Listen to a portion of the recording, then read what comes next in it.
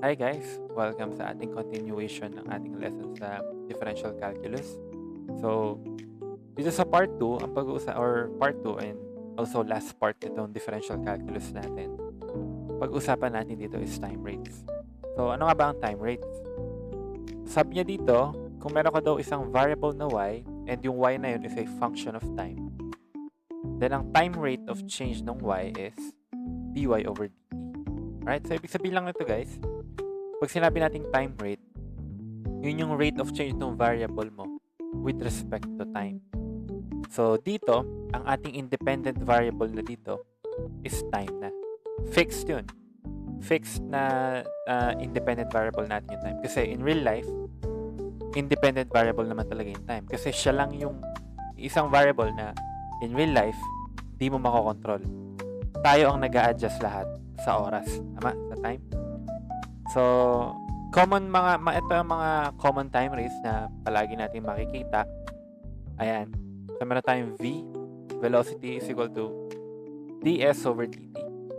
Na kung saan yung s is yung distance and yung v is velocity. So, sinasabi niya dito na ang velocity daw, yun lang yung time rate of change nung distance.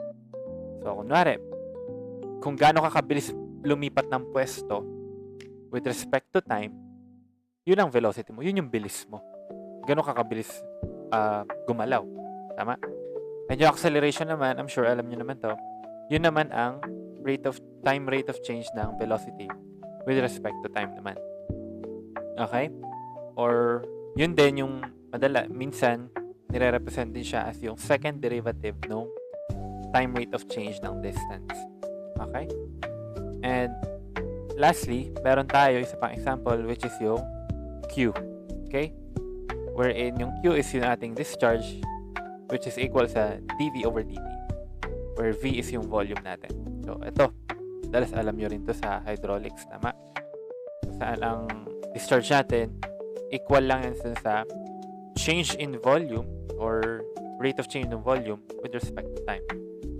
So, yun yung mga iilan sa mga common time rates natin. Marami pa tayo ibang time rates tulad ng sa angular velocity natin, angular acceleration. Marami pang iba. Pero sa commonly, yan yung pinakasikat na mga time rates natin. Diba? Lalo na sa dynamics, gamit yung mga yan. Okay?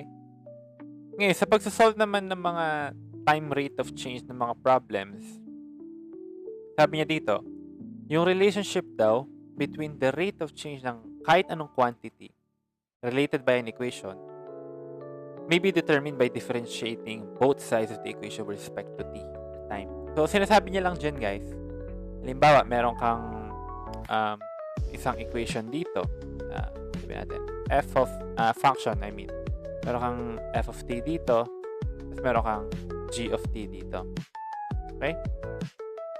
Sabihin natin itong f of t, maraming quantity yan. Sabihin natin, x plus 2y plus 3. Is equal yan dito sa g of t. Sabihin natin ang g of t, meron din siyang iba pang variable na naman. May sarili siyang variable. Sabihin natin a plus 3b plus 4. Sabihin natin. So, ang relationship daw ng kanilang rate of change ng time rate, malalaman natin yun kung i-differentiate lang natin bawat variable with respect to time. So, dito guys, wala na tayong independent variable mismo sa ating equation. Ang ating independent variable, automatic, time yun. Okay? So, kapag dinifferentiate mo lahat yan with respect to time, ito, simula tayo dito sa x.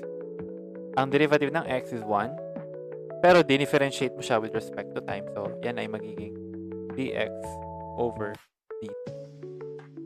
Tama? Ito namang 2 magiging 2y. Derivative ng 2y is 2. Pero ang y, dinifferentiate mo siya with respect to time. So, dy over dt.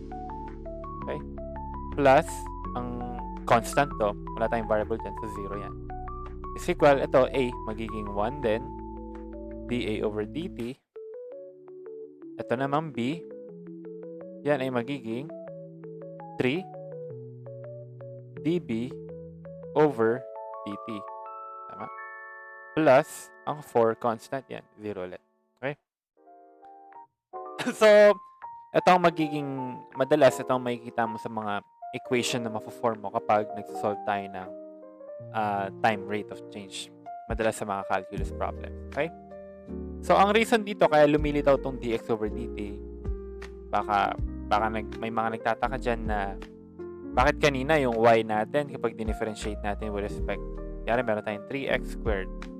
Bakit kapag dinifferentiate natin yan with respect to x, ito magiging dy over dx, ito naman magiging 6x. Bakit wala siyang dx over dx din? Actually, meron din naman siya. Meron din naman siyang, itong x, dinifferentiate mo siya with respect to x. So, meron niya dx over dx. Eh guys, pansinin natin, dx over dx, hindi ba magka-cancel lang yan?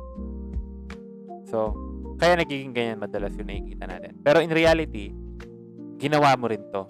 Hindi mo, in-skip lang natin yung part na yun kasi nga, magka-cancel din naman. Okay? So, yun na yung pinaka-concept ng ating time rates. So, sa next video, tatry natin i-apply siya by solving a word problem. Okay? Thank you guys.